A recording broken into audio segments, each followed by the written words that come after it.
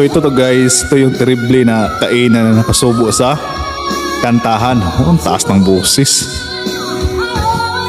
So itong nga duet niya is kilala tong singer.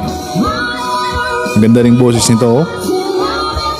Ito yung kantahan sa night market or in public. Oh. Kuhang-kuha. Tuwang-tuwa tong mga nasa likod. Galing. Ito yung mga kantahan ng mahilig sa videoke.